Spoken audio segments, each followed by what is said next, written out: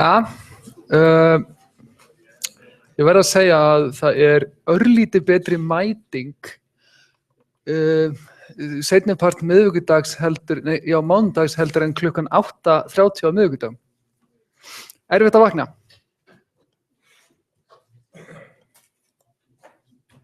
Ég verð reyndar að viðurkenna að ég ekkert alltaf rosalega vel vakandi þá heldur. Það sem við ætlum að gera í dag, við ætlum samkvæmt áætlun að fara yfir sýnir og gikki í dag. En áður en við gerum það, þá langar mig að fara örlítið í flóknara sequel. Ég var að lesa helgina, feedback frá nemendum úr mati á kursinum í fyrra. Og eitt af því sem var kvartað yfir, fyrir utan það að í því tilfelli voru tölvur alveg bannaðar, og by the way, ef þið eru með tölvur, fyrir aftan alla sem ekki með tölvur. Þetta ekki til umræðu og þetta ekki optional. Fyrir utan kvartanir yfir að tölvur voru alveg bannaðar í fyrra í kursinum, þá var gerð athugasemd við það að sequel í verkefnum og prófum væri ábyrjandi flóknara heldur en það sem leyst í tímum, og það alveg rétt. Ástæðan náttúrulega svo að við erum einfaldlega eingöngu að útskýra fyrir ykkur í fyrirlesturum grunnhugtökin, kenna ykkur á hvaða Lego-kubbar eru til í settinu, sem verið þið að skilja svolítið hvernig þið ætlið að nota þessa kubba og byggja einhvað aðeins flóknara. En núna ætlum við að taka hins vegar aðeins flóknari hluti. Fyrir þá sem voru ekki búnir að sjá það, þá assignment 5 komið á netið og eins og venjulega, ef að þið eruð vel undirbúin, búin að hlusta á fyrirlestra, búin að lesa bókina, þá eigið ekkert að fara með meira en 90 mínútur í þetta. Nema í þessu tilfelli þá þetta líka, þið þurfið að vera með ágætis Google-hæfni. Ég reikna með þið séð það öll. Það komið á neti líka lausn á projekti 1 og það eru komnar lausnir á þeim projektum sem ég átti eftir að setja lausnir á neti fyrir. Það að segja 2-4. Það assignmentum fyrirgefið. Svo ef þið viljið skoða það, þá það allt saman undir annað efni. Og ég mæli með því ef þið fenguð ekki 10 í assignmentunum, skoðið það. Og jafnvel þó þið hafið fengið 10 fyrir assignmentin, þá sniðugt að skoða það. Vegna þess að einkunnagjöfin fyrir assignmentin ekki kröfuhörð.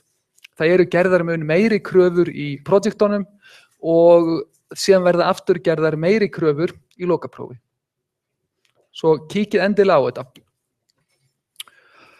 Já, þetta það sem ég var að nefna með feedback frá því í fyrra og síðan annað sem ég langaði að fara aðeins í leiðinni, það að þegar þið fáið flóknari fyrirspurnir. Já, afsakið.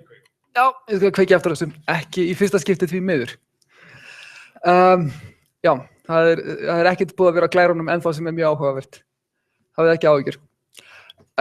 Já, og það hvernig þið vinnið þegar þið þurfið að leysa flóknari fyrirspurnir. Og við ætlum að keyra við ætlum bara að taka 2 fyrirspurnir núna sem aðeins flóknari. Við ætlum að halda áfram með þetta testskema okkar og þetta skemað, ef ég var ekki búin að segja ykkur það, þá þetta lausnin sem á MySchool fyrir assignment 1.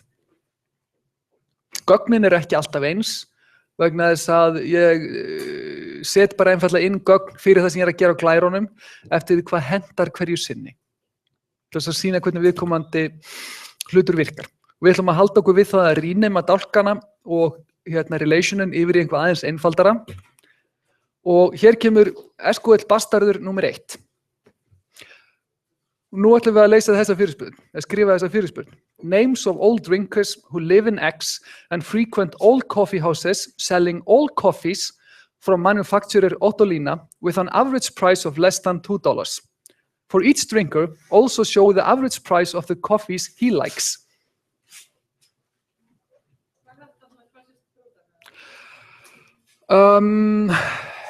Ég yrði hissa ef ég set pródæmi sem flóknara en þetta. Ég þarf að meta það þegar þar að kemur, tel ég að það sé reasonable að þið geti leyst þetta á einhverjum þolanlegum tíma. Og ég ekki búin að því ennþá. Svo það verður bara að fá að koma aðeins í ljós. Ég mun ekki viljandi drekka ykkur, en ég mun heldur ekki setja hluti sem eru óþarflega einfaldir á lokapróf. Svo, lykilatriðið passið ykkur á því að skilja hvað verið að biðja um. Lesið textann nokkrum sinnum. Og þegar þið búin að því, það verið að biðja um fullt af mismunandi hlutum í þessari fyrirspurn. Veljið á hverju ætlið að byrja. Og einfaldast að hugsa, ok, úr hvaða töflum ég að fara að lesa þessi gögn? Og þegar þið búin að átta ykkur á því, hvar þarf ég að lesa gögn til að svara þessum spurningum, byrjið bara á einhverjum stað sem þægilegt að byrja á og skrifið lausn á því. Prjónið síðan utan á það. Og í þessu tilfelli, þá sjáum við strax, við munum þurfa að lesa gögn upp úr cells, við munum þurfa að lesa upp úr drinker, frequents, coffee houses, til þess að svara þessu. Og byrjum bara á, og ég ætla ekki að láta ykkur skrifa í dag. Eða þið þurfið allan að skrifa mjög lítið í dag. Við ætlum að rúlla bara í gegnum þetta til þess að þið skiljið betur bæði prósessin og hvað þið megið búist við að sjá. Svo, hér í þessu tilfelli ætlum við eingöngu að taka þann hluta af fyrirspurninni All coffee houses in X selling all coffees from Ottolina. Ég nota set difference fyrir deilingu, bara því að mér finnst þægilegra að lesa það. Þið megið nota hvað sem þið viljið. Það er að hvort sem set eða double not exists. Og í þessu tilfelli ætlum við að velja H sem coffee house, breytan nafnið á kaffihúsinu. Það sem ekki til, kaffi frá Ottolina sem ekki selt af viðkomandi kaffihúsi. Með öðrum orðum, viðkomandi kaffihús selur öll kaffi frá Ottolina. Það er það sem þessi deiling skilar okkur. Og heimilisfangið á kaffihúsinu Upsilon. Allir með. Þetta er bara standard deiling eins og við fórum yfir hana, nema við bætum við tveimur skilyrðum. Kaffið sem verið að selja verður að vera Ottolina og kaffihúsið verður að vera í Upsilon. Svo þetta er það sem gerir þeirri prjónið utan á deilinguna. En þið þurfum bara að hugsa rosalega vel hvar á ég að filtera þetta og hvað kemur út úr því. Svo það er auðvelt að gera klaufamistök með því að setja það á vitlausa staði. Ef þið eru ósátt eða þið viljið útskýringar, endilega látið mig vita. Það hjálpar hvorki mér en ég ykkur ef þið skiljið ekki það sem ég að fara í. Við kíkjum. Nei, drinkers eiga að vera í X. Ég hef gleymt að uppfæra hins vegar textan á glærunni, eins og ég bætti inn í fyrirspurnina að kaffihúsið þurfa að vera í Upsilon. Ég skal laga glæruna eftir fyrirlesturinn. Fyrirspurnin er rétt, lýsingin hér, það vantar inn í hana, þetta er ekki nógu flókið. Augljóslega. Og punkturinn að fá okkur til þess að sjá að við byrjum bara með sömu legokaupa við erum búin að vera að nota. Í þessu tilfelli deilingu og prjónum aðeins utan á það. Síðan þegar við bætum við average price limitation, þá höldum við áfram að velja nafnið á kaffihúsinu nema við tökum cells og innerjoinum hana við allt sem við skrifuðum á hann. Það sem inn í innerjoin sviganum, subqueryið þar, allt sem hér. Við segjum, þetta hér með tafla í fyrirspurninu sem við erum að skrifa hér. Og bætum við lyklum það á coffee house name sama sem sells coffee house og group by coffee house name og having average sales price less than 2. Atriðið 1. Sales price average ekki selektað upp neinstaðar. Þið þurfið ekki að gera það. Þið getið notað síun á grúppur án þess að velja það upp. Þetta kannski hlutur sem það ekki sé áður en afskaplega gott að muna. En krafan að sjálfsögðu að það sé grúppæ. Annars having ekki vinur ykkar. Einhverjar spurningar?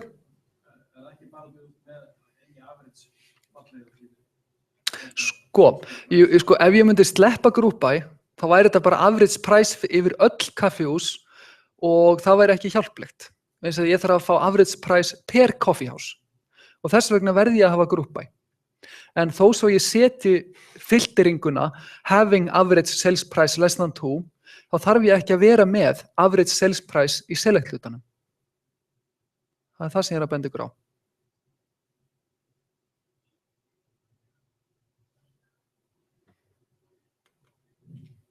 Ef þetta mjög tyrfið, lesið þetta aftur eftir fyrirlesturinn og þið getið keyrt þessar fyrirspurnir á solutionuna úr assignment 1, en þið þurfið þá að bæta inn gögnum í grunninn til að fá einhvað að vita út úr því. Það bara oflítið af gögnum í honum. Svo, ef við tökum okkur síðan til og bætum við öllum sem snýr að drinker. Og hér kemur mjög notadrjúgt SQL fyrirbæri sem heitir with. Þetta þekkt sem common table expression og ef ég man rétt. Og það sem við gerum hér, þetta virkar alveg eins og view sem við förum mjög eftir. Við segjum bara with ch2 as, síðan kemur subquery og inn í þetta subquery kemur þetta í heilu lagi. Inn í svigan all SQL so far kemur þetta komplett. Svo sér við erum áfram bara að prjóna utan á það sem við byrjuðum með. En við bætum við select drinker name from drinker where not exists og skulum bakka núna names of drinkers who live in X and frequent all coffee houses selling all coffees from manufacturer Ottolina. Þetta tvöföld deiling. Og við þurfum að skrifa seinni hlutan af deilingunni sem select D from drinker where not exists, select coffeehouse name from coffeehouse 2. Sjáuð, hér erum við að nota relationuna sem við skilgreinum í with ch2 as klausunni inn í selectinu. ch2 ch. Except select F from frequents where F drinker saman sem D name. Við erum að passa að þeir sæki öll þessi kaffihús. Þetta úr ch2 erum við að lesa upp öll kaffihús sem eru í Ypsilon og selja öll kaffi frá Ottolina. Þú ert að skilgreina töflu fyrir ofan selectið sem þýðir það að hún í skópi allstaðar í selectinu. Þetta skópmál í raun og veru og þú gætir selectað tvisvar út úr henni áður en að þurfa að setja blokkina tvisvar inn. Þar sem hún aðgengileg í öllu saman. Já, þetta virkar eins og töflubreyta já, sem nákvæmlega, en þetta virkar líka nákvæmlega eins og view.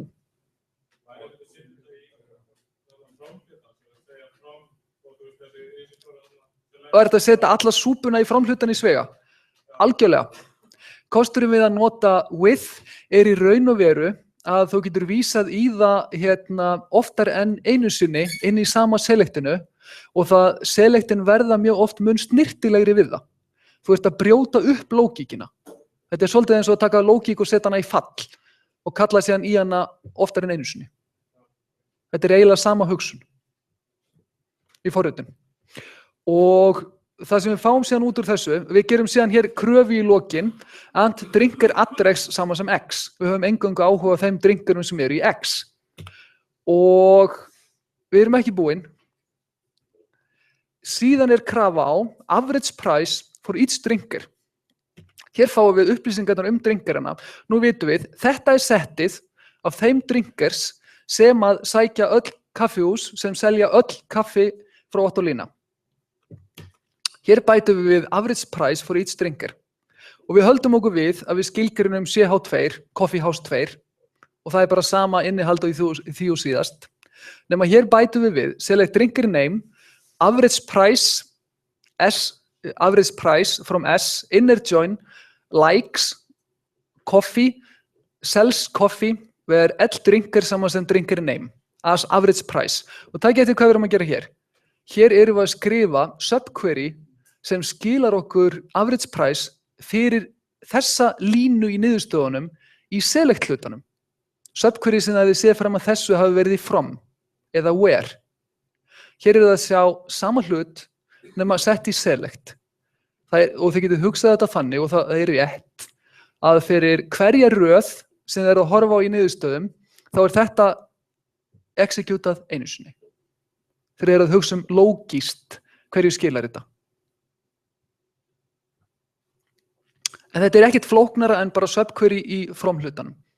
Nei, fyrirgefðu í select hlutanum. Og þetta megið þið gera. Og restin er óbreytt. Og ef við horfum á alla heildina, þá er þetta svarið við þessari fyrirspurn. Ég ætlast ekki til þess að skilja hvert einasta smáatriði hér í fyrirlestrinum, en ef þið gerir það ekki, lesið þetta, skiljið þetta. Þið eigið að skilja þetta.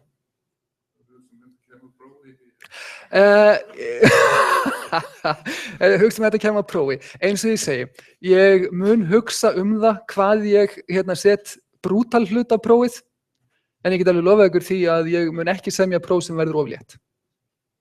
Hvernig skilst þetta leiðin þegar þú fær svona query og svona sem eru eins og segir tvær beiningar og að ákvarða út frá því það lítur að vera sniðugt áður nú ræðst í að gera query eins og segir að ákveða og þetta er kannski innsti parturinn. Já, þessi að hvernig ákveðuru hvar þú átt að byrja í svona fyrirspurn. Þetta er afskaplega góð spurning. Og þurra svarið er, þú gerir dependency graf yfir hvernig þetta tengist allt saman. Praktíska svarið er, þú hugsar hvernig er skemað, hvernig eru foreinlyklarnir á milli taflana. Og ef þú færð stóra spurningu á prófi eða bara í verkefni sem er með svona flókinni fyrirspurn, þá er bara mjög praktískt að skissa upp töflurnar. Bara einu sem þú þarft er nafnið og hverju tengist þú. Þú sér fljótt hvaða töflum þú þarft að selja úr. Þarna sástu drinker, sells, frequents og coffee house mjög snöggt. Síðan bættist við likes á leiðinni og leið þú skissar upp hvernig tengjast töflurnar á lyklum að þá er auðveldara að svara þessu. Og síðan hugsaðu, ok, hvað þarf ég að sía og hvað þarf ég að aggregera? Síðan byrjaðu bara á því sem þú heldur að sé innst eða innarlega í þessu og prjónar utan það.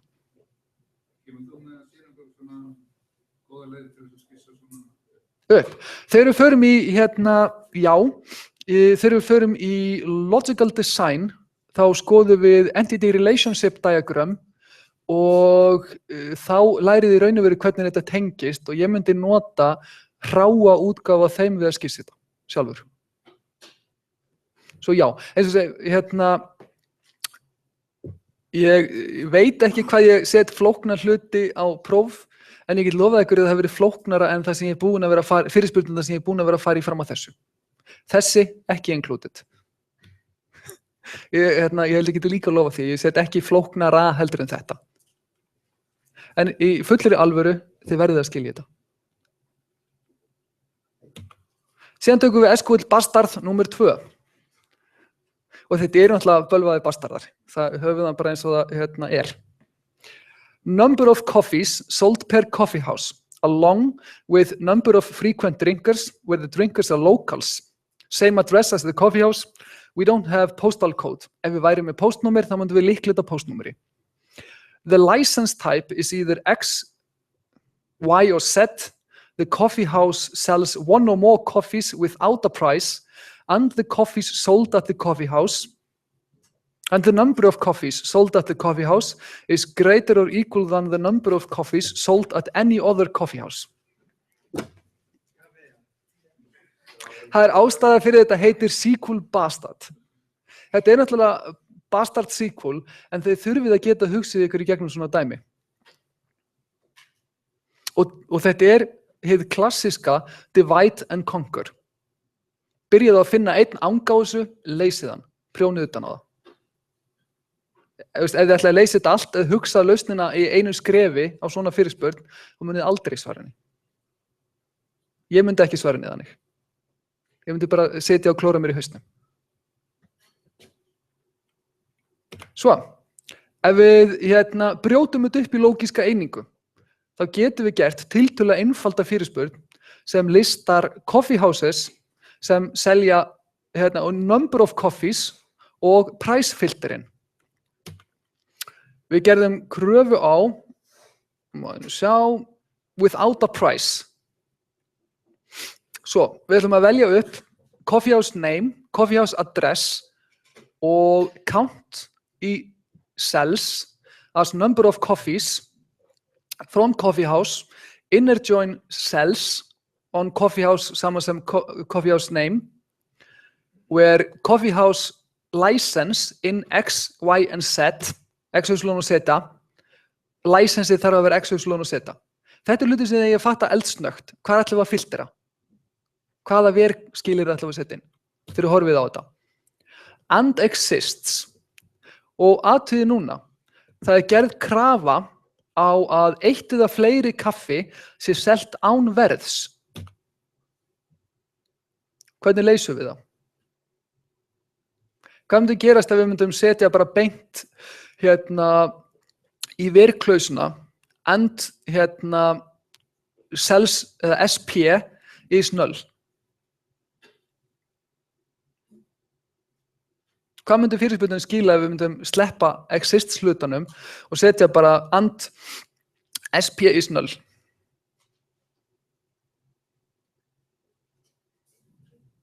Fengum við bara upptalningu á þeim kaffitegundum sem þetta kaffihús selur án verðs. En krafan ef við lesum fyrirspurnina eða beiðnina, the coffee house sells one or more coffees without a price.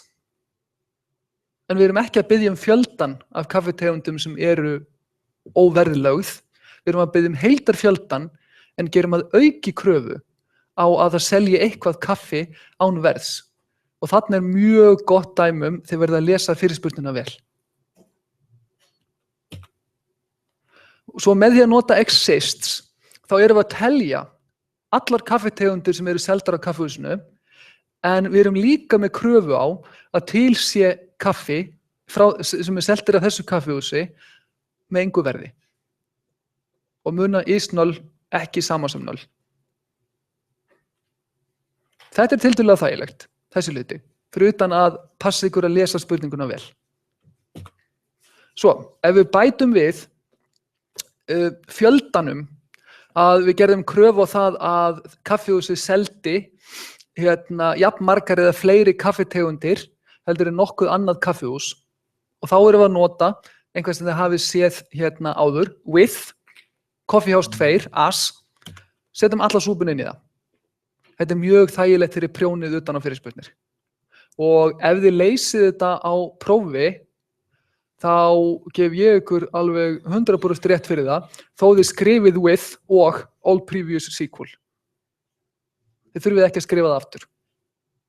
Setja það bara, þetta algjörlega eðlileg framsetning. Select coffee house name, coffee house number of coffees, sama og voru með áðan, þetta bara beint úr þessu hér.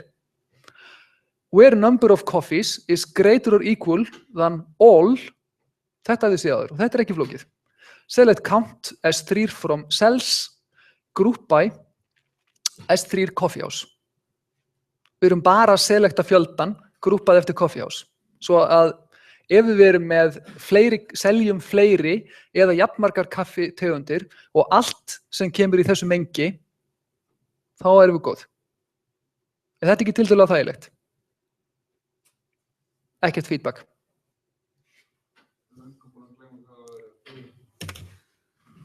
Það skulum við fara yfir það aftur.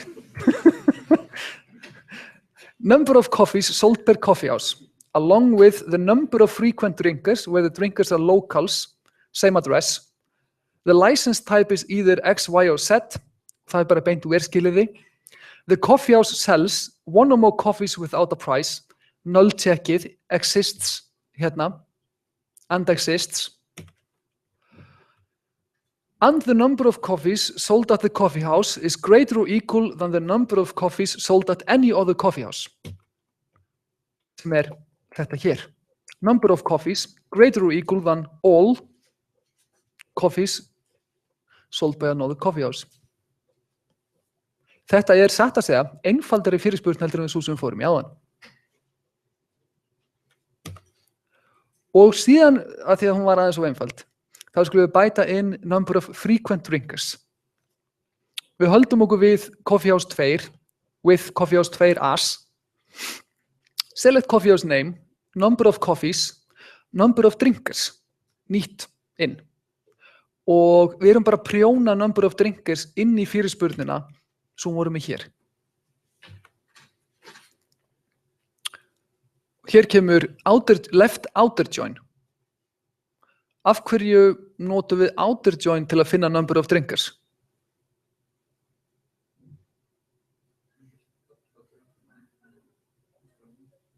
Ástæðan ef við bökkum tilbaka, along with the number of frequent drinkers with the drinkers are locals, sko, í þessu tilfelli þyrftum við ekki nauðsynlega að gera það.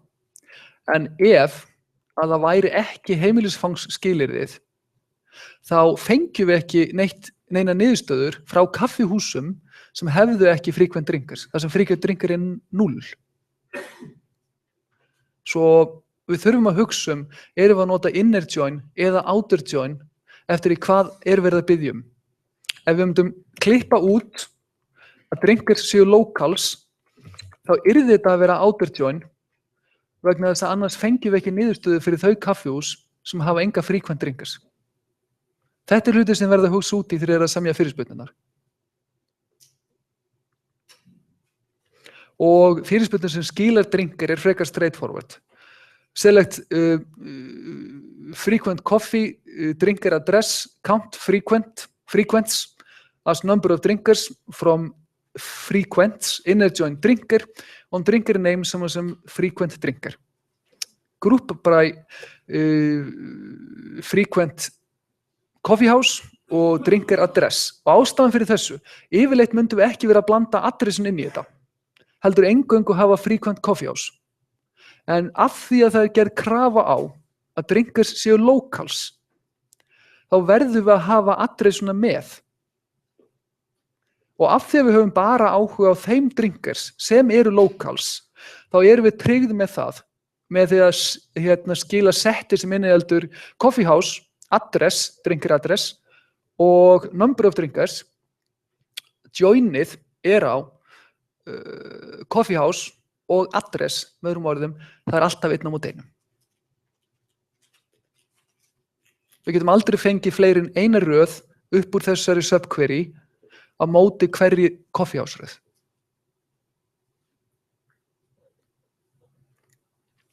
And where the number of coffees is greater or equal than all, nákvæmlega sama og fórum yfir áðan.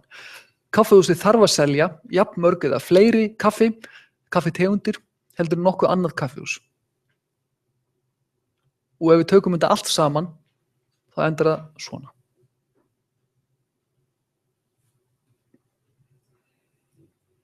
Aftur, þið þurfið ekki að vera shell-shocked þó þið skiljið ekki allt og hafið ekki heildarmyndin í hausnum, en ef þið eruð þeirri stöðu, farið yfir þetta. Lesið ykkur í gegnum þetta. Tryggja að þið skiljið þetta. Það tvennt ólíkt að geta skilið þetta og að geta skrifað þetta. Það alveg lágmark að þið skiljið þetta. Hvað verið að gera og af hverju virkar það og hvernig virkar það. Svo, það sem þið þurfið að hugsa passið að þið skiljið spurninguna rétt. Þetta með að nota not exists til þess að finna hvort að kaffihúsið selur óverðlægt kaffi gott dæmi að það hefur verið auðvelt að gera það vitlaust og setja bara verðskilyrði. Lesið vel. Skiljið skemað og þarna komum við því sem spurður áðan hvernig eigum við að byrja þetta. Þið þurfið að hugsa hvaða töflur erum við að vinna með, hvaða lyklar í töflunni, bara hvaða unique keys eru þar og hvernig tengjast töflurnar, foreign keys. Þegar þið hafið það, þá eru þið eldsnögg að ákveða hvar þið ætlið að byrja. Brjótið þetta upp í litla kubba, leysið bara lítið hlutmengi í einu og byggið ofan á það. Og with as Common Table Expression mjög góð leið við að byggja ofan á án þess að þurfa að endurskrifa allt.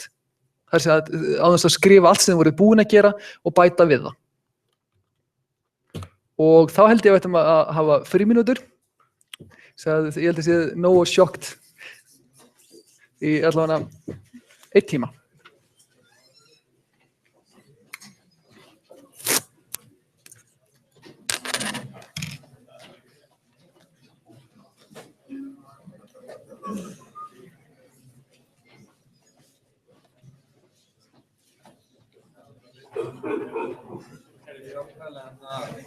Þú segir meðmikið hvað distinct, held ég. Nei, þið meina það distinct, sjálfsögðu, en þið megið bara ekki nota það þarf ekki. Þá fór þið mínusfyrir. En það getur alveg stundum verið svolítið erfitt að sjá það, það kannski 2 leiðir til að gera það. Já, ég veit það. Svarið já, ég veit það. En það sem þú notar við að skilja það þú skoðar hverjir eru lyklarnir á töflunum sem þetta selist upp úr og hvernig eru foringjaðar á milli. Þá veistu yfirleitt hvort þú ert að fara að fá einhverjum niðurstöður ekki. Þú getur ignorað verskilyrðin, horfðu bara á töflunar og þjónskilyrðin. Þá veistu hvort þú ert að fara að fá unique, eða réttara sagt, ef að þú lest þetta og segir, þetta unique, þá þarftu ekki að pæla meira. Ef þú lest þetta og segir, þetta ekki endilega unique, þá skoðar þú verskilyrðin. Það getur verið að þau gera það unique. Svo að þetta ekki einfalt. Það alveg rétt það.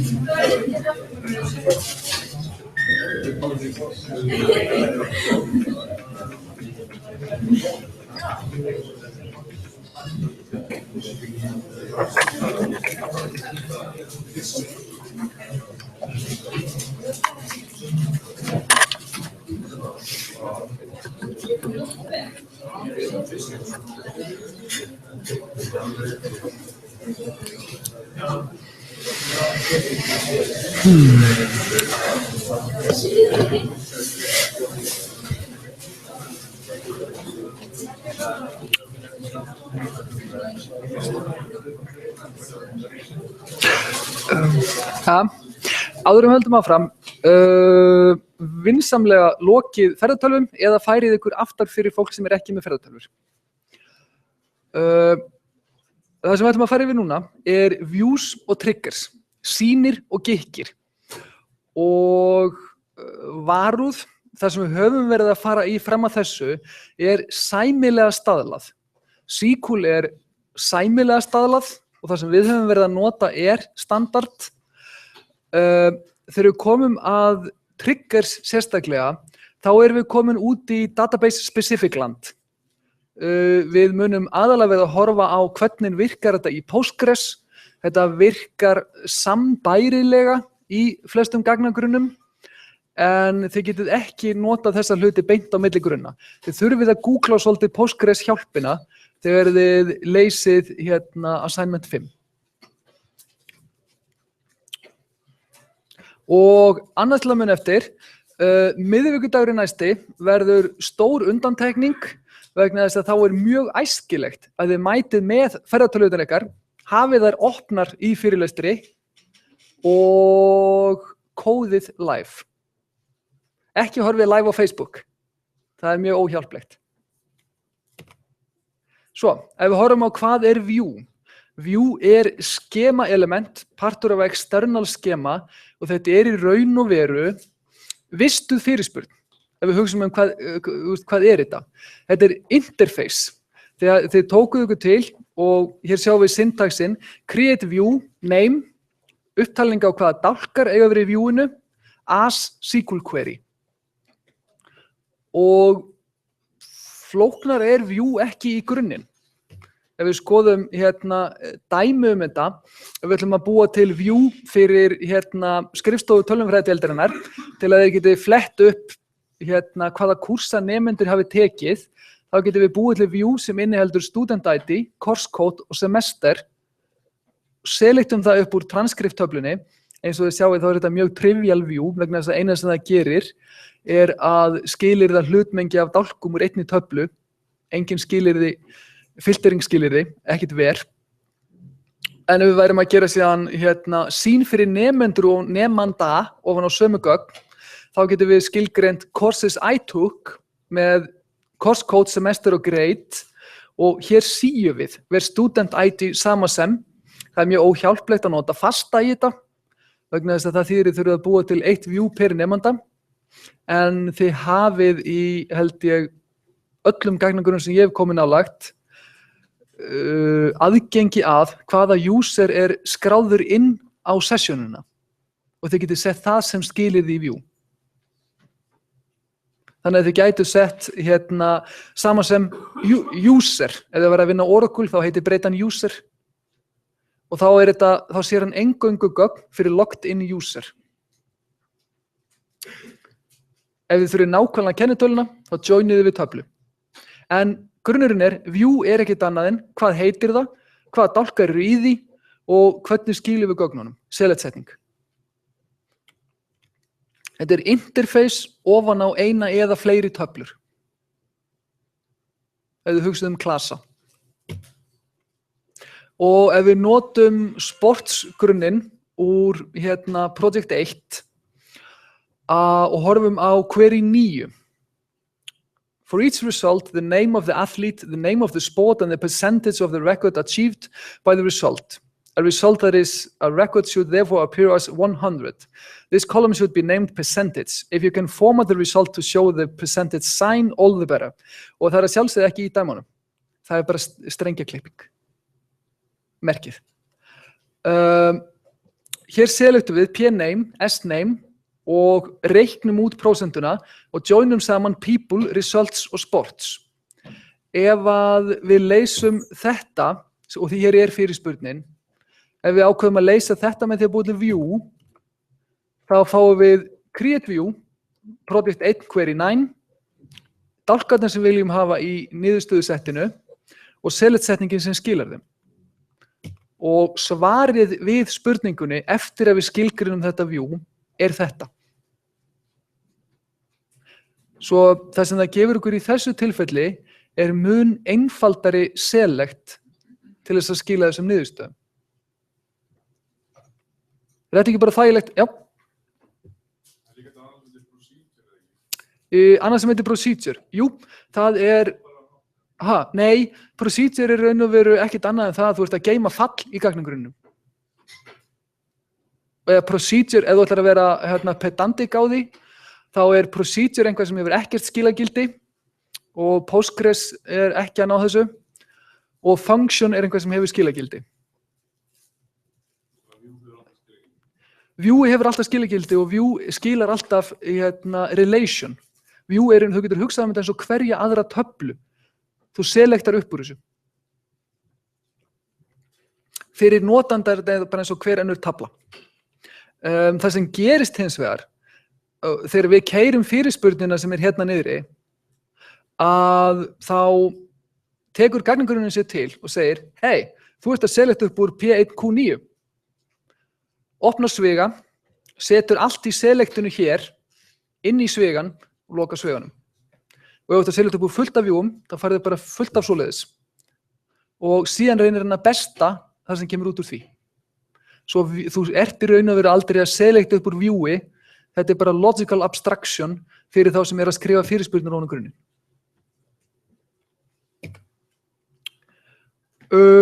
Horfum á aðeins flóknara dæmi. Query 5, Project 2 er skilað miðvikudaginn. Já.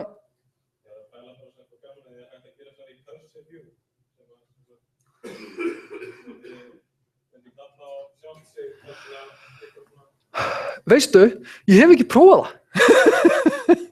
Ef ég segi alveg eins og en ég myndi segja að það væri mjög óheppilegt. Ef þú gerir það. En þarna komum við kannski að grunnreglu með view, bara ykkar vegna, aldrei skrifa view ofan á view. Ástæðan þetta er abstraction og þetta er dependency. Og þeim mun fleiri dependency sem þið hafið í gagnagrunnum ykkar, þeim mun erfiðar bæða breytunum og skiljan. Og ef við horfum á viewið hérna sem við búum til hérna, create view, sem joinar gögn upp úr 3 töflum, people, results og sports. Ef þið þurftu bara gögn úr 2 af þessum töflum, þið höfðu bara áhuga á, hvað ég var að segja, já, eins og segi, gögnum úr einhverjum 2 af þeim, og þið selektaðu upp úr viewinu og segir bara, mér vantar bara 2 af þessum dálkum í viewinu en það er þægilegt að nota. Þá eru þið að borga fyrir að sækja gögnin og joina úr öllum 3 töflunum þegar þið þurftu bara 2. Ég hef meðal annars unnið við það að besta fyrirspurnir í fyrirtæki sem var með allt upp í 6 lög af viewum, þar segja view on a view on a view on a view, og með því að bæta við litlu eða engu af indexum var oftast hægt að ná þeim einhvers staðar á bilinu niður í að taka 5 til 1% af tímanum sem það tókum með öllum viewunum. Svo view on a view er bara alls ekki gera það.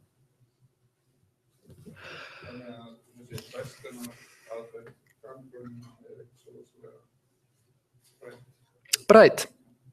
Þetta er það er tekið gervigreind. Ok, þetta er local search. Statespace er of stórt til þess að sé þetta gera leit sem leitar að öllum möguleikum og hún notar til þess tiltölulega einfalda algríma þó svo að þessir bestarar séu mjög flóknir, þá er grunnalgoritmarnir ekki flóknir og þú endar ekkit endilega með bestu niðurstöðu. Þú endar bara með nokkuð góða niðurstöðu í flestum tilfellum. Svo að þó þau séu góðir, ekki hafa allt of mikla trú á þeim. En ég var að fatta það að við það að snúa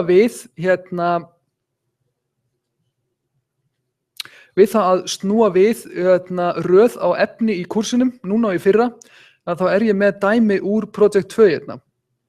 Ég ætla samt að fara í gegnum það og þá fáið þið bara hlut úr Project 2 cheap eða ókeypis ef að þið eruð ekki búin að leysa það nú þegar.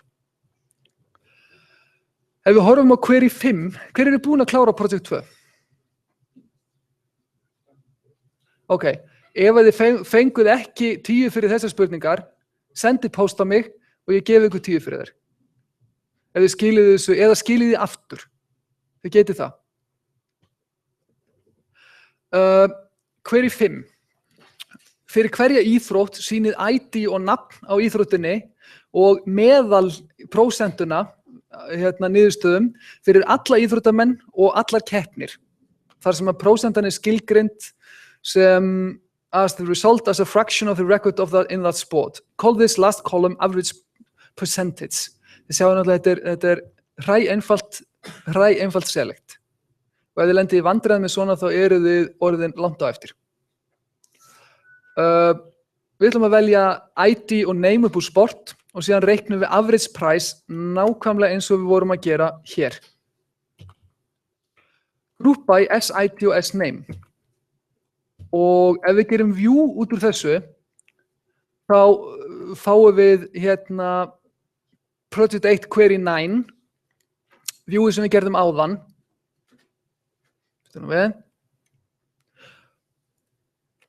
Og þetta er meðaltalið, nei þetta er query 9, hitt var query 5 var það ekki á þann. Ég verða að kíkja á það, nei, query 9. Og þá fáum við út, ef við notum viewið, í staðin fyrir að keyra, í staðin fyrir að keyra select-settinguna hérna uppi, ofan á allt saman, þá getum við notað þetta view og skrifað miklu einfaldari select-setningu. Þess að við erum með sitið og nameið og athugið við setjum pit og sit hérna inni eingöngu til þess að sé auðveldara að joina við þetta view. Við þurfum það ekki miðað við spurninguna sem vorum að reyna að svara. En með því að búa til þetta view sem reiknar upp prósentuna, þá verður average eingöngu sit name og average percentage. Einfaldara. Þetta er það sem viewin gefur ykkur. Þið getið skrifað einfaldari select sem er einfaldara að skilja og viðhalda. Gallinn er síðan að sjálfsögðu, þið földuð hluta af útfærslunni.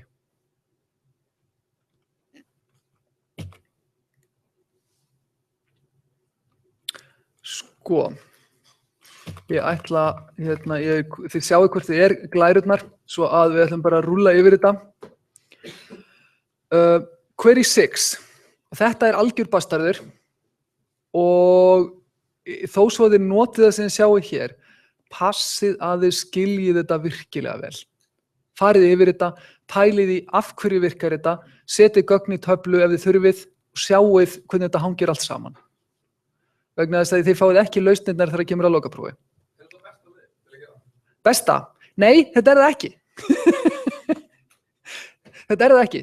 Ég kem að því rétt strax hvernig ég myndi mæla með að þið gerið þetta. En þetta er svona sú leið sem ég myndi giska á þið færuð eða Björn Þór giskaði á þið færuð miðað við það sem er búið að vera að kenna ykkur og er mjög reasonable. Hér erum við raun og veru að keyra sama subselectið tvisvar. Það sem er hérna inni er næstum því alveg eins fyrir þetta og þetta. Þetta er nákvæmlega eins. Þessi blokk hérna. From hér og from hér. Og þetta er augljóslega ekkert rosalega læsilegt. Og ef við tökum þessa blokk og notum viewið sem við skilgrindum fyrir query 5, Project 8 query 5, þá fáum við að við erum að selecta sit og name og average percentage hérna út og grúpum það upp og síðan þurfum við að selecta aftur til að finna lágmarksverðið eða lágmarks prósentuna. Og þetta er einfaldara heldur en blokkinu sem ég hér uppi við það við erum búin að hjúpa útreikningana á prósentuna inn í viewið. En við getum gert mikið betur vegna þess að við erum áfram með sömu blokk inn í framskilyrðunum báðum megin. Svo ef við skilgrunum annað view og setjum inn sit name og average percentage, þetta er raunveru bara það sem er búið að vera í blokkinni hér. Skilgreinum þetta view, þá er þetta sverðið okkar.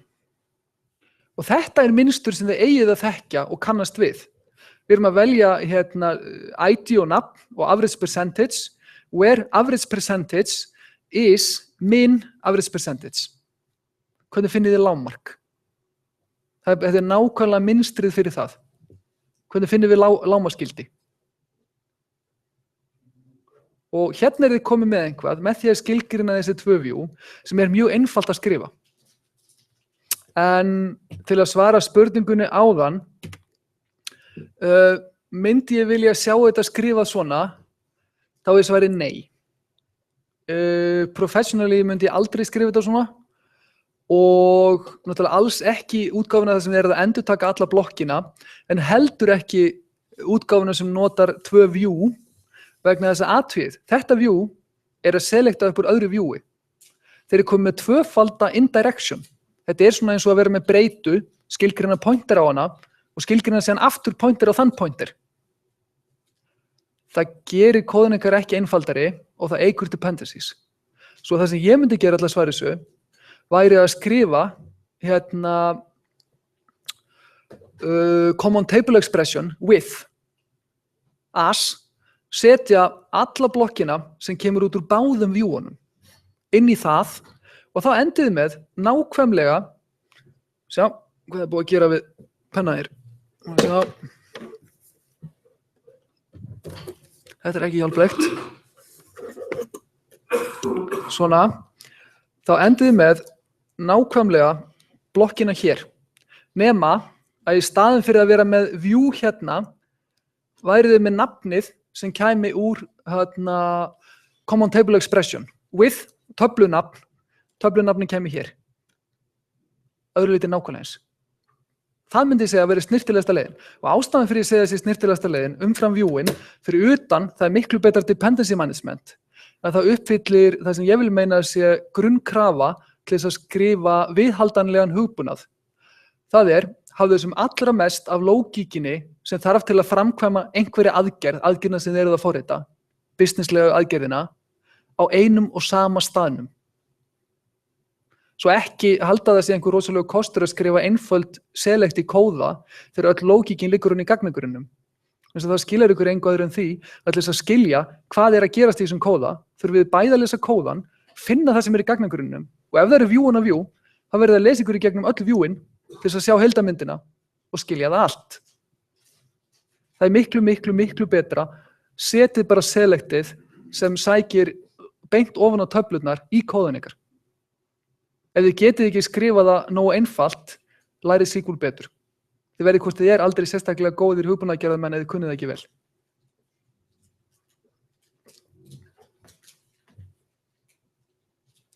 Og þá erum við búin með hvernig væri gott að gera þetta. Einhverju spurningar? Já. Væri gott að búa til aðra töflu? Það er gert í bókinni. Væri gott að búa til aðra töflu? Sko, þú getur búið til materialized views, sem er bara view sem liggur á disk. Venjulegt view er bara geymd fyrirspurn. Það er engin fysisk gögn á bak við þetta. Materialized view, þá ertu búin að geyma gögnin sem þessi fyrirspurn skilar á disk. Og það ræðst af að mestu leyti afköstum. Það er að segja hvaða afkasta kröfur eru á fyrirspurnar sem þú ert að gera og getur ekki náð þeim afköstum öðruvísi. Þannig að það er kostnaður við því að búa til materialized views. Ef það langar að vita meira um þetta, þá er til kurs sem heitir GAG2 sem er afköst gagnasafnskerfa. Og hreint út, og ég ætla bara að segja að þetta er plugg, að ef ég ætti að setja 2 eða 3 kursa sem væru algjört must fyrir fólk sem ætlar að vinna við hugbúnaðargerð og vera einhvað annað en average, þá er Compalis og GAG2 á listanum. Ofboðslega praktískir báðir tveir. Þess að næstu einhvert einasta skipti sem þið bíðið eftir hugbúnaðarkerfi, þá er það bíðið eftir gagnagrunni og það er óþarfi. Þess að flestir tölvunarfræðingar kunna sorglega illa á gagnagrunna.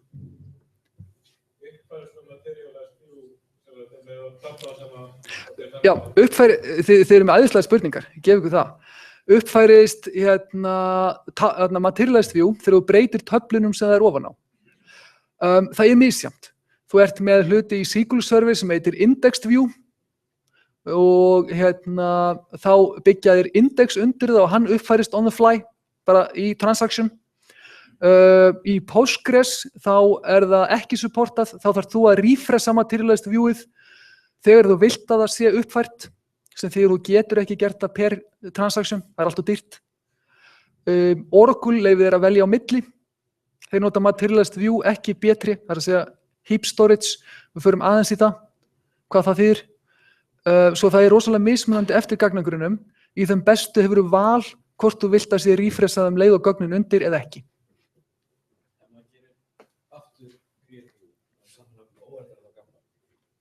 Ef þú gerir aftur create view með sama nafni overriderað á gamla, sko, nei, ef þú notar create view skipununa beint, þá færðu bara villu og objekti sér til fyrir. Ef þú hins vegar skrifar create or replace, þá yfirskrifar.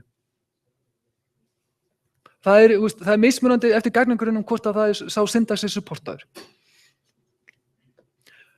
Allavega, þetta er eins og ég segi, þetta er nákvæmlega mynstrið sem við höfum verið að nota til að finna ytri mörk, hámark eða lágmark, sem vorum komin niður í. Mjög einfaldar fyrirspurnir, en þið náðu þessu alveg jafnt með viðklausu og með viewum.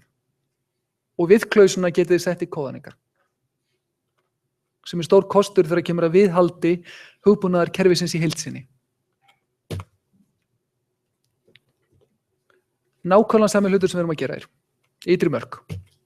Svo, af hverju views?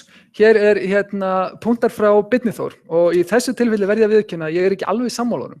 Svo þið verðið pingulítið að taka því sem ég segi með fyrirvara vegna þess að ég vinn bæði við að hanna og besta gagnagrunna og ég vinn líka við að smíða miðlög, C++, C#. Svo ég er oftast að horfa á heildarmyndina, ekki bara gagnagrunnuna. Þið fáið einfaldari fyrirspurnir fyrir development og þið fáið ekki einfaldara maintenance vegna þess að þið þurfið að skilja alla keðjuna í gegnum viewin á fyrirspurnunum til að átta ykkur á hvað er gert í raun. Og þegar komið vandamál, þá verðið að skilja hvað gerist í raun, ekki bara hvað stendur í kóðanum ykkar. Svo þið fáið ekki ódýrara maintenance, en þið fáið einfaldari select upp í kóða og þið borgið fyrir það með information hiding. Svo að eina ástæðan til að gera þetta er raun og verið það, þið erum of lélega developera til þess að geti skrifa SQL. Og þá er lausnin, látið að læra SQL, ekki látið að fá Fisher Price fyrirspurnir.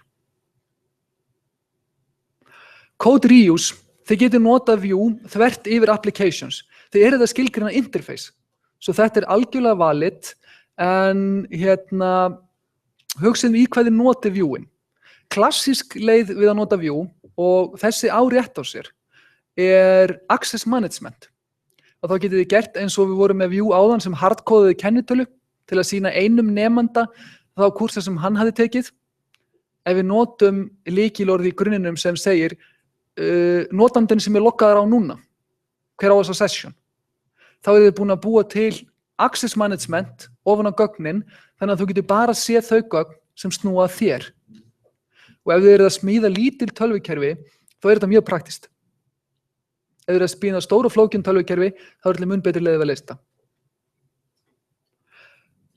Physical data independence, og þetta er mjög, mjög góð not af viewum. Það er að segja, að því þetta er interface, þá getið þið sett view ofan á töflur og þess vegna fleiri en eina, en ég myndi ekki mæla með því.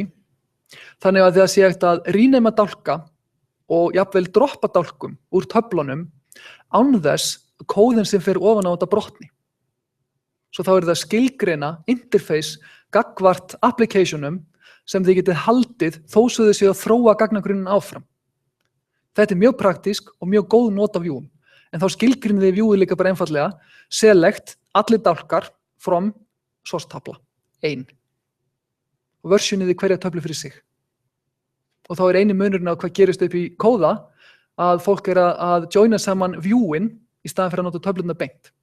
Og þá getið þið breytt töflunum og laga þær á þess að þurfa að kompala allan kóðan á sama tíma, sem ofsalega praktískt. Svo Vue ekki alls slæm, þó ég sé ekki aðdáandi. Ég bara búin að eyða of miklum tíma í að hreinsa upp kóða þar sem fólk fyrir að Vue fyllir í. Can be overused. Oh yes. Og hér pingulítið línan hvenær viltu nota Vue. Ef að þú ert með of flókin SQL-kóða upp í kóðanum, aftur, ég ekki sammála. Ég vil meina að þá eigi fólkið að, sem að skrifa application-kóðan að læra SQL. Vegna þess að annars hefur aldrei heildarmyndin á einum stað. Ég mun ekki spyrja ykkur út í hvenær eigið að nota Vue og hvenær eigið þið ekki að nota Vue. Og ef ég spyr ykkur að því, þá væri bæði rétt að svara því sem að ég að benda á og því sem stendur í bókinni og því sem Björn segir. Allt rétt. Vegna þess að þetta ekki binary. Þetta bara frá hvað sjónarhorni sér þetta.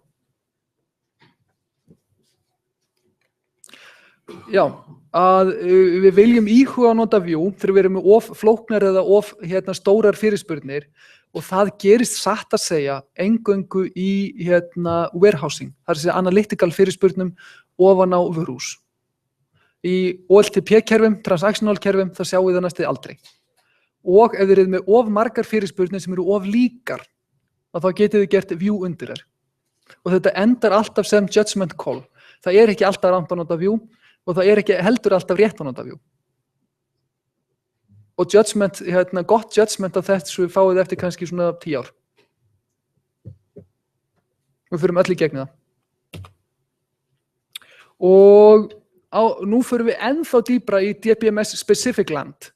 Vegna þess að Vue nokkuð standardized. Og reyndar, þið getið nota Vue í eitt hluti viðbót, það typecasting. Þið getið typecasta dálkum í Vue-unum. Já, Vue nokkuð standardized, triggers alls ekki. Þeir bara eiginlega ekki standardized. Það mjög lítið. Og trigger kóði sem keyrður þegar atburður á sér stað. Og formið on event, einhver atburður sem að breytir gögnum. Ef einhvað skilyrði uppfyllt, framkvæmdu þetta. Þetta nokkurn veginn standard formið á hvað gera triggerar. Og event almennt skilgreint sem eitthvað sem hefur áhrif á gögnin, ekki select. Insert, update, delete. Truncate reyndar líka. Hafið þið lesið eitthvað truncate? Nei, þá ég ekki að flækja líf ykkar. Skilyrði, það bara einfaldlega hefðbundnar if-setningar og annað slíkt. Action, kóði sem þið ætlaði að keyra. Og þetta kóði sem þið að skrifa þarna. Þó að þessi blanda SQL og kóða. Og dæmi, on updating maximum course enrollment, if number of registered is more than the new max enrollment limit, then deregister students using last in first out policy. Almennt, svo ég segi bara praktísku sýnin á þetta, almennt það nota þetta til þess að hugsa hvaða gögn eiga að vera í röðinni sem ég með í höndunum. Ekki að horfa á hámarksfjölda og meðaltölu eða neitt annað úr töflunum, vegna þess að í praxis það bara allt of dýrt. Events, insert, update og delete. Conditions, anything that is allowed in a where clause, og þeir geti verið með hvort sem SQL frá aðgerð eða það forritunarmál sem viðkomandi gagnagrunnur styður. Sem hvað var það? PL SQL eða PLP SQL í Postgres. Svo, hér horfum við á before trigger og triggerar keyra, það eru 3 almennar tímasetningar á trigger. Það á undan einhverjum atburði, before, segjum að þið setið before insert, þá þýðir það að áður en röðin skrifið í töfluna, þá þetta keyrt. Þið getið fyllt inn í dálkar sem þarf að fylla inn í til að röðin sé lögleg eða dagsetningastimplaðana og gert fullt af öðrum hlutum. After, þá búið að skrifa röðina niður og þá þið oftast að eiga við einhver önnur gögn í framhaldinu. Þið getið sett þetta, síðan líka til instead of og það notað á view. Þið getið skrifa view þannig að þau leyfi insert. Ég mæli alls ekki með því að þið gerið það, en það hægt. Og þá getið þið sett instead of trigger á viewið sem skrifar það í réttar töflur. Þá þurfa developerar ekki hugsa transactionir og relational modelið. Að móti fáið þið flóknari hluti. Og referencing new as n, þið með tvær færslur, old og new. Old röðin eins og hún í grunninum núna fyrir update og delete. Fyrir insert þá það bara tómt. New röðin sem kom inn með atburðinum í triggerinn. Allir með. Triggerir ekki svo flóknir. Og ég ætla ekki að fara í skilyrðin, ég ætla að já, ég hef alveg smá tíma. Sko, við getum sett svona summu skilyrði athugið hérna. For each row. Það eru tvær svona, helstu tegundir af triggerum. Það for each row sem þýðir fyrir hverja röð verður til event sem triggerinn keyrir á. Þið fáið alltaf eina röð inn og þið gerið eitthvað við hana. Og síðan til statement level triggerar sem þýðir fyrir síkulið sem var keyrt, keyrið við triggerinn einu sinni. Þannig ef þið uppdeituð fullt af röðum í gagnagrunnum og það statement trigger á töflunni sem þið að uppdeita, þá hann keyrður einu sinni. Þetta trigger módulið í SQL server. MySQL for each row, Postgres supportar bæði for each row og statement. Svo við erum að horfa á before, after, instead of, row level, statement level og insert, update, delete. Þetta svolítið flokkunar punktarnir ykkar á triggerum.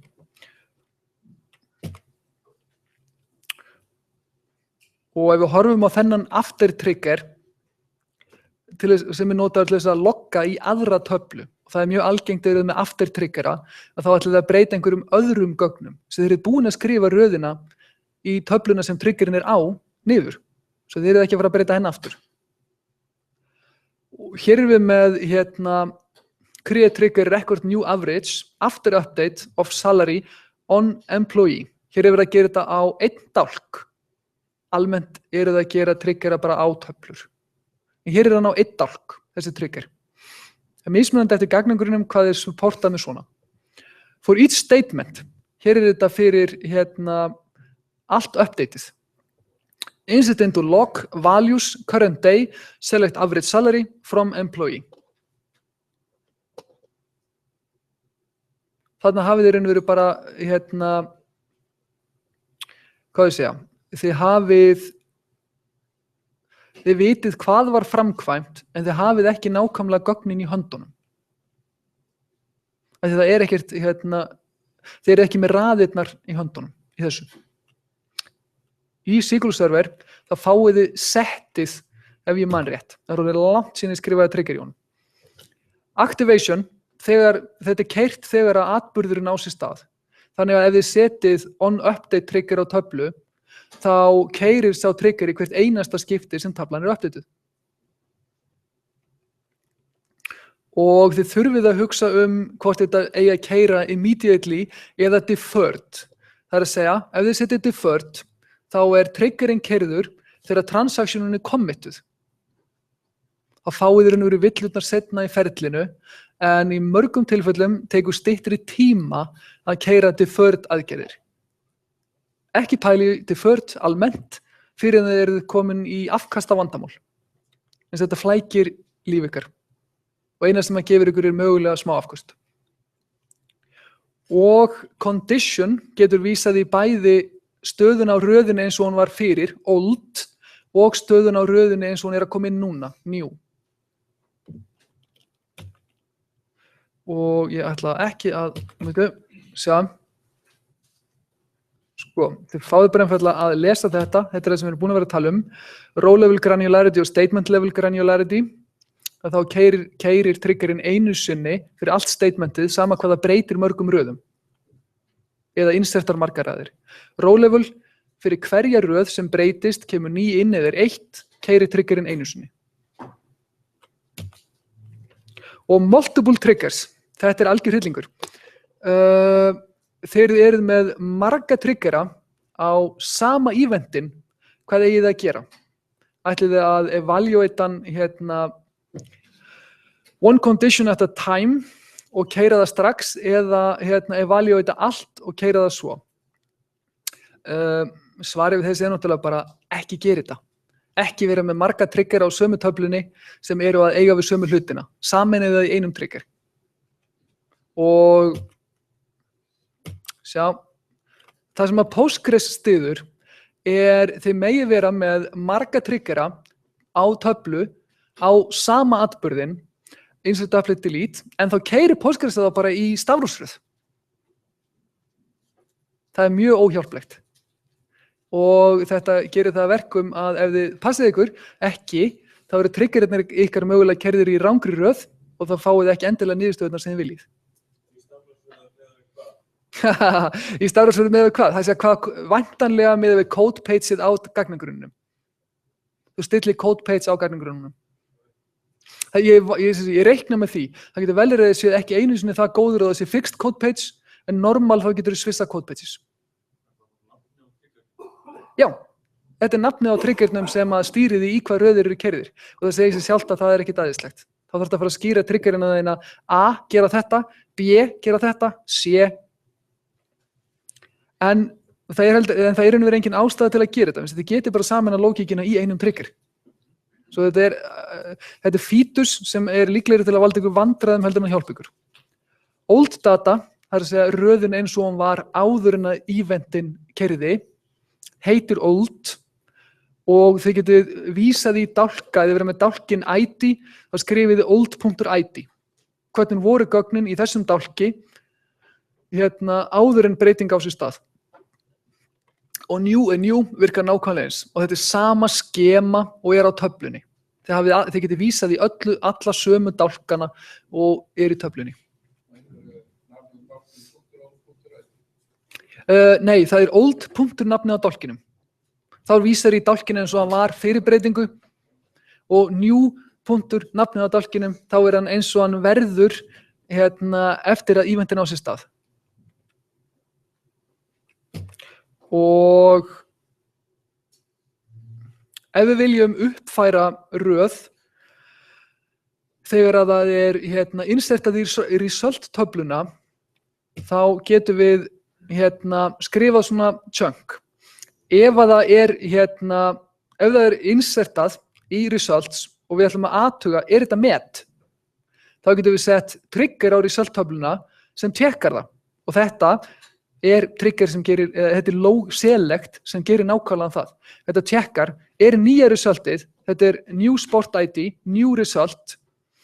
Ef það er meira heldur en current record, þá erum við með nýtt met í höndunum. Og þetta er conditionið okkar í triggernum. Þessi if-setning. Þá getum við sagt, ok, ef þetta er uppfyllt, þá ætlum við að updata sports og setja record saman sem new result, þar sem að ID-ið á íþróttunni er þetta. ID-ið á resultinu sem var að vera að skrá niður.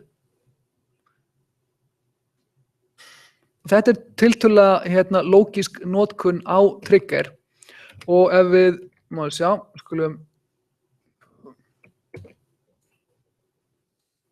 sjá, ef við pökkum þessu síðan í Postgres trigger, þá, þetta er ekki hjálplegt, þá lítur hann svona út. Já, þetta er læsilegt. Og ég ætla að fara aðeins yfir í hvernig Postgres hagar sig með triggera. Postgres er satt að segja svolítið skrítinn þegar kemur að triggerum. Hann gerir kröfu á það að þið skrifið function sem er kalla procedure en er function fyrir lógíkina í öllum triggerum. Það eina sem Postgres trigger getur gert er að kalla í fall. Það er allt sem hann kann. Svo við verðum alltaf að búa til fall sem inniheldur það sem við viljum að sé gert og búa síðan til trigger sem kallar í fallið. Ef þið skilgreinið skilagildi á falli í Postgres sem trigger, þá þetta, og þið skilgreinið athugið, þið skilgreinið enga færibreytur. Við það að skilgreina þetta sem trigger, þá inntakið í fallið, færibreyturnar, allir dálkar í töflunni.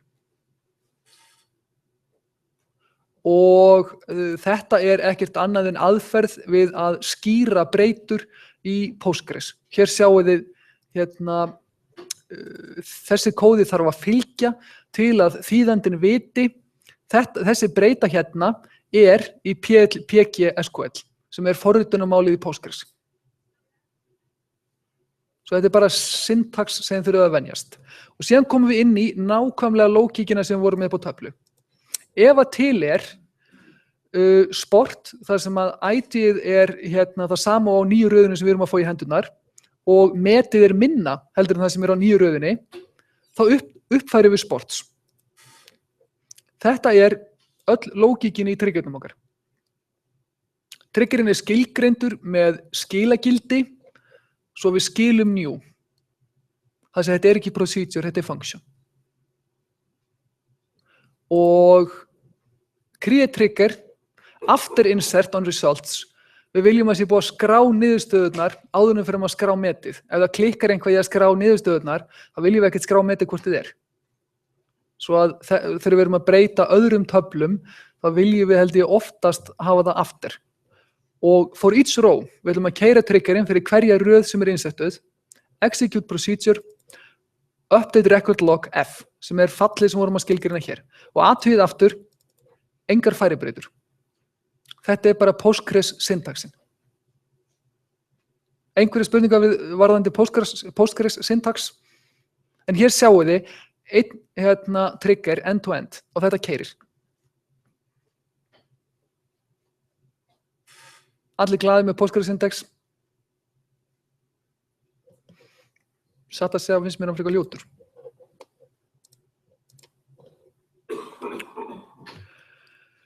Og ef við viljum eiga logg af